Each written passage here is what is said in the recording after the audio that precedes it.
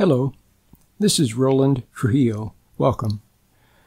We're going to talk about stress today, ladies and gentlemen. Stress, post-traumatic stress, and other assorted symptoms that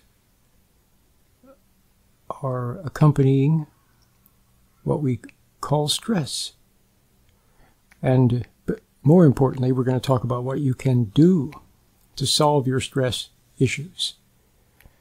Let me begin by saying that all of our problems begin when we are separated from our own ground of being. It begins to happen for most of us when we're little kids. When you're a little child, you saw things and you knew things. Nobody had to teach you. For example, if you saw an injustice, maybe you and another child were there and one child was being treated better than you, the injustice. You didn't have to go to school to learn about it. You just saw it. Or if somebody was being very mean to yourself or to someone else, you saw that they were being mean and you saw something wrong with that. Nobody had to teach you about injustice. You didn't have to take a course in theology or in ethics or in philosophy. You just saw it. Well, as the years went by, and that is your ground of being. That is your ground of being. When you're close to that ground of being, all the good things flow from that ground of being. When you remain in touch with it, in harmony with it, in rapport with it, then you grow and flow naturally. And you become what you were meant to be, what the good Lord meant you to be. But what happened is that you were emotionalized. You were emotionalized. Someone on the outside tugged on your heartstrings, or most likely they made you angry, and you started to become externalized in that way.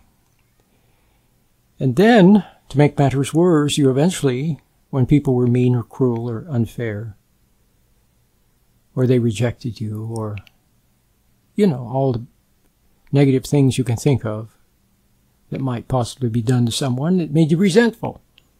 And when you became resentful, then that is even worse, because resentment is like a little tiny bit of hate, and it cuts you off from love.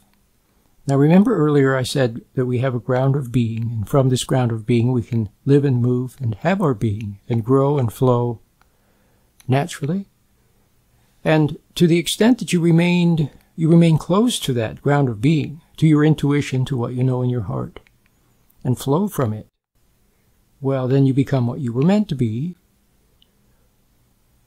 But as you become separated from it through emotions first, then through resentment, hostility, then what happens is you start to become externalized, and you start to become in the image of the world around you that upset you. Okay?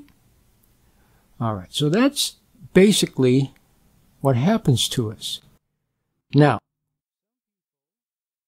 it has happened to just about everybody. And then another thing, we're pressured from the outside. There's school pressure, ambition pressure, sex pressure, drug pressure, religion pressure, pressure from all manner of sources, including, sad to say, our parents pressure us. And when we react and respond to the pressure, again with resentment, often, then what happens? We become even more separated from our inner ground of being. And then we begin to respond to that pressure hypnotically. The ground by which we could have resisted the pressures, the ground from which we could have stood back and observed the pressures without reacting, without resenting, and without changing for the worse, without changing to become more like the world and less like what we were meant to be. That ground is what we fall away from.